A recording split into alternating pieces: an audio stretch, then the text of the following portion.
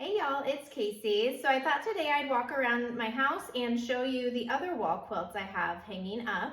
If you've seen my other videos, you've seen the vintage 1930s Depression era quilt that my great-great-grandmother made, and the art gallery quilt, the massive log cabin block that I made, the one I almost threw away. Both of those hang in the basement.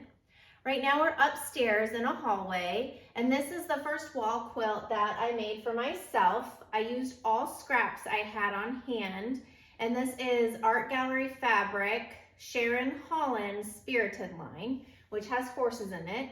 And if you've seen my other videos, you know I love horses. And on the back, you can see where I used scraps to fill in on the backing. It hangs above this antique secretary desk that belonged to my great-grandmother, Lena, who is the namesake for my oldest daughter. Okay, so here we are in my laundry room, and this is my Chaos quilt. And I took a workshop with Liz Elliott. She's a famous quilter and fabric designer. And essentially you roll a die to see what block should go next when you do this workshop. It took me a little bit out of my type A comfort zone, but it turned out really cool. I think this one actually won second place in its category at the Nebraska State Fair last year. And it's made with Ruby Star fabrics. And I just love how it has these gold accents that just shimmer. And so I thought the Chaos quilt was perfect in the laundry room, which is always chaotic.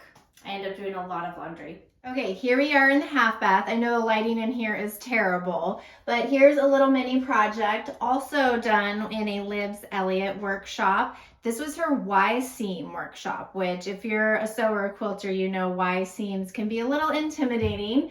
But this small project, I was able to do it. It's not perfect, don't look too closely, but I used out of print Tula Pink fabrics and just love the colors.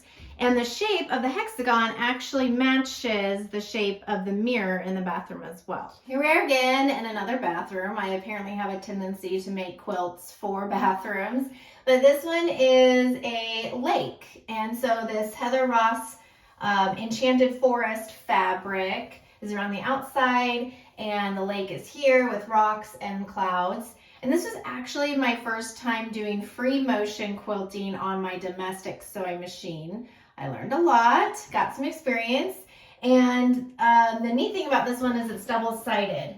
So here is the lake at night. So you see kind of the shadows of the rock and the stars in the sky and the Milky Way.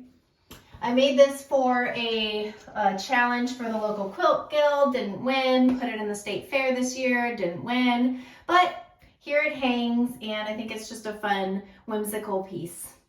And for the last one, here we are in my garage entry, and this little piece I made for a competition at the International Quilt Museum in Lincoln, didn't win. I think I put it in the state fair, I think it got fourth. But here's that Heather Ross fabric again, and then some Warp Weft. And this was supposed to be a modern take on a traditional quilt, and I'll try to find that traditional quilt it was based on. I mimicked a lot of the colors and the stitch designs in that original quilt as well. So that is a wrap on the wall quilts around my house so far. I'm sure I will make more at some point. Thanks for watching. Bye.